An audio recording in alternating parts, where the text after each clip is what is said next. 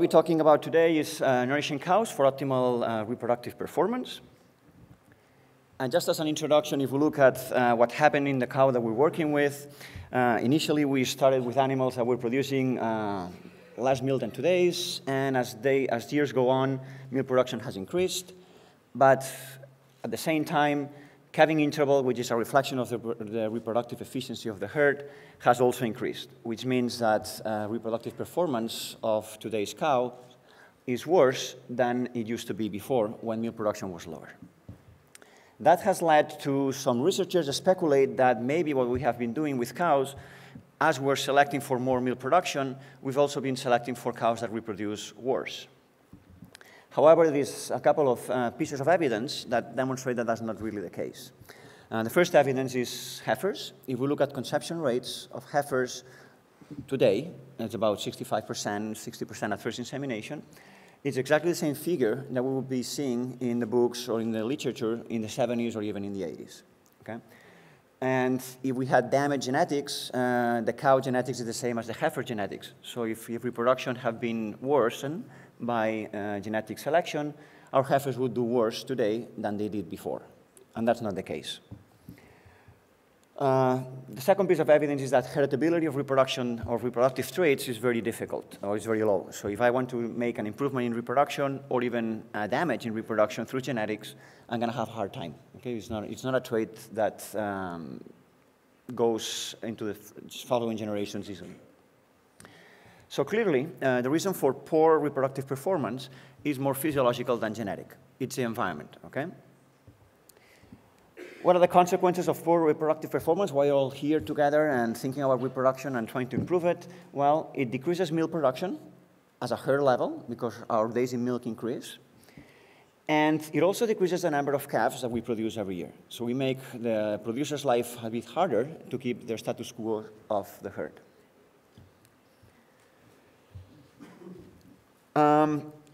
Just a comment, especially in Europe, there is a concern about the life expectancy of cows. And one of the main reasons for culling animals is reproduction.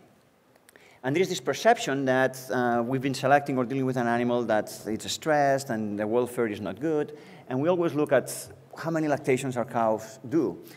And if our lactation number is low, we have the perception that we're not doing good. And that might not be the case. In fact, if you have a very high turnover, low lactation number, that's because either you're buying heifers somewhere or because your reproductive performance is excellent and you have a sufficient supply of heifers to keep your herd going. Okay?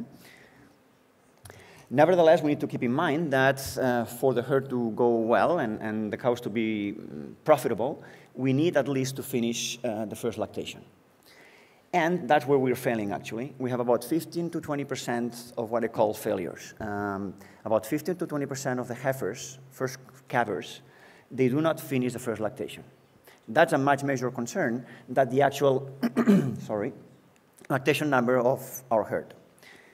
If we look at other industries, and for instance, we look at, excuse me, at a car maker, Renault, imagine they come with a new model, and 20% of those new cars end up in the junkyard in the first year.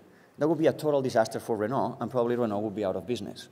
Surprisingly, the dairy business is still ongoing with this high rate of failure in the newcomers or the new products that we release every year.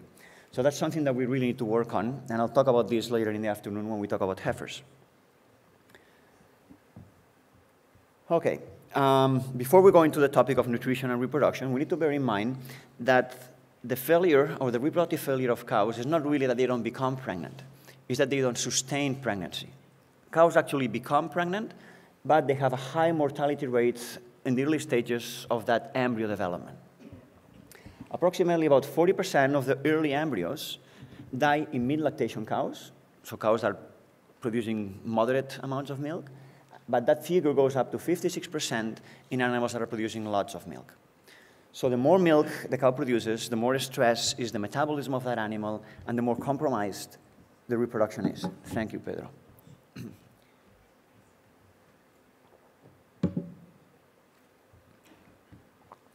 So this is what happens in our day-to-day practice, right? And here's the vet looking for the cow. Oh man, she's open. Who's to blame? It's nutrition, no doubt. It's always nutrition, right? If we look at the causes for reproductive failure, I think there are two categories of why the cows do not become or do not conceive. Ones are cow origin, so they are determined by the animal, by the genetics and by the status of the animal. And the other one is human origin. And I would argue that the cow origin causes are actually human-derived causes as well. So who's to blame if the cow is not pregnant? It's humans. It's not nutrition, it's not the cow, it's ourselves. So what are the causes of poor reproductive failure? We have accuracy of estrus detection. Surprisingly, if we go on the farm and start looking at progesterone levels in blood or in milk, you will be surprised, and there is plenty of literature on that. Even if you use pedometers or use time AI, most of the, not most, but a significant percentage of cows are bred when they're not in heat. And of course, those cows will not become pregnant because they were not in heat. That's clearly a human error. Semen handling techniques, properly thawing the semen, storing the semen, that's also a human error. Cow well-being, it's a cow cause, but it's caused by our human provision of well-being for that animal, environment, temperature, stocking density. Disease, the sire that we use, as Michelle was mentioning. If we look at all this is management, okay? This is human origin. This is something that before we look into nutrition, we need to make sure that are in place and they're working properly. Otherwise, we're gonna start looking at vitamin A, beta-carotene, vitamin E, all kinds of nutrition things that will not solve our problem because our problem is in another direction. There is, however, a couple of instances here or items, which is hormonal equilibrium of the cow that can be modulated by nutrition, and the nutrient balance that will have an influence, a direct influence on the reproductive performance of the animal. This is a study conducted by José Eduardo Santos in Florida. And I love this study because it involved about 6,000 cows in the US. And what they did is look at the reproductive performance of those animals based on their history of disease.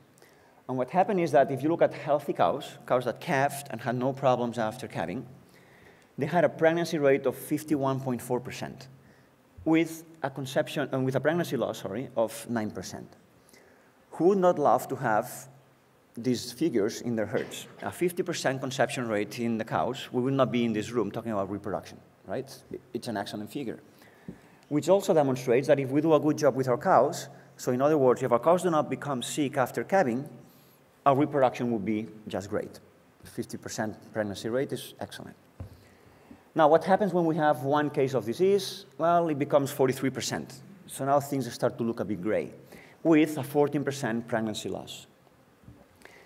When we have more than one case of disease, look at that. It went up down from 51.4 to 34.7 pregnancy rate, with a significant increase in the pregnancy loss.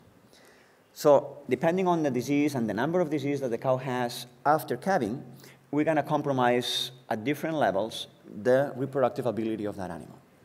So I would argue that actually our reproductive problem is not a reproductive problem per se, it's a disease problem per se. And if we look at these diseases, we have lameness, which has a little bit with nutrition, but not a lot. Mastitis, a little bit with nutrition, but not a lot. So it's management, it's cow comfort, it's cleanliness. We have hypocalcemia, clearly nutritionally related. Metritis, a little bit nutrition. Dystocia, nothing to do with nutrition. Ketosis, it's a big one, and it's related to nutrition. Okay? This is an example of a recently published paper on the impact on mastitis on reproductive performance. And this is the somatic cell count of cows that we collected, or they collected actually, oocytes from cows that had low somatic cell count, medium somatic cell count, or high somatic cell count. And then they look at the proportion of those oocytes that after in vitro fertilization reach the blastocyst stage. And you can see that the oocytes collected from low somatic cell counts had a much greater success rate than the oocytes collected from cows with high somatic cell counts. So there is a clear interaction between mastitis and reproduction performance.